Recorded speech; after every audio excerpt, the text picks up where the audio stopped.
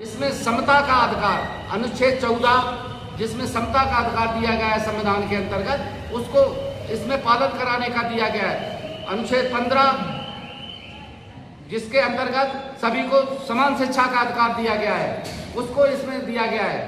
अनुच्छेद 16 जिसके अंतर्गत सभी बच्चों को एम्प्लॉयमेंट में सबको बराबरी दी जाए, समता का अधिकार दिया जाए, इसमें दिया गया है। अनुच्छेद 17 संविधान का जिसके अंतर्गत छुआछूत, जातिगत भेदभाव, नस्ल भेद, ये सब खत्म करके संविधान को समानता के साथ पूरे देश में एक डेमोक्रेसी कायम करनी है। हमारे देश में अगर डेमोक्रेसी कायम करनी है तो ये जाति को खत्म करना पड़ेगा और धर्म को खत्म करना पड़ेगा। सभी प्रकार के जो इस तरह के जो सांप्रदायिक उन्माद होते हैं इनको खत्म करना पड़ेगा।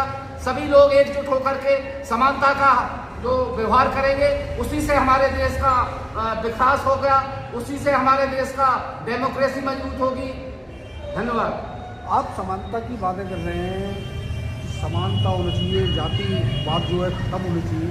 दूसरे जो सर्व समाज है, जो ब्राह्मण हैं, अनुसूचित वर्ग हैं, वो कह रहे हैं कि इसमें समानता का जो है समानता है वो ख़त्म की गई है और उनका जो है शोषण होगा। इसमें जो विश्वविद्यालय अनुदान आयोग की कमेटी बनेगी उसमें 10 मेंबर होंगे। 10 मेंबर में एक मेंबर सिर्फ एससी का होगा, सिर्फ एक मेंबर एसटी का होगा, सिर्फ एक मेंबर अदर बैकवर्ड क्लास का होगा, सिर्फ एक मेंबर दिव्यांगजन का होगा, सिर्फ एक मेंबर ईडब्ल्यूएस का होगा। जनरल के लोग भी हैं ईडब्ल्यूएस में, उनका भी एक मेंबर होगा। तो ये तो मिला के 5 ही मेंबर हुए। 5 मेंबर सामान्य वर्ग के होंगे जो वहाँ का पीसी उनको नामित करेगा। तो इस प्रकार के जब उसमें मेंबरों की संख्या सामान्य वर्ग के लोगों की अधिक है तो ऐसा कैसा हो सकता है कि सामान्य वर्ग के लोगों का उसमें हित होगा? ऐसा संभव नहीं है। और उसका जो वाइस चांसलर है पदेन सभापति होगा।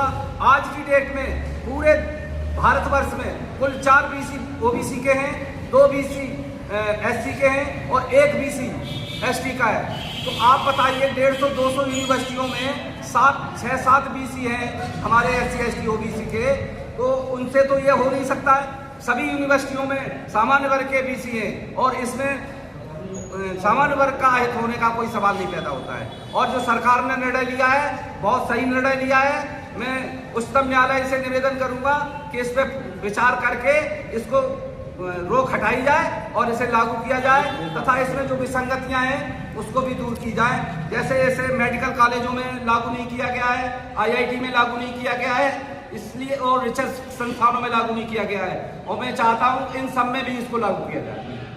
जो जनरल वर्ग है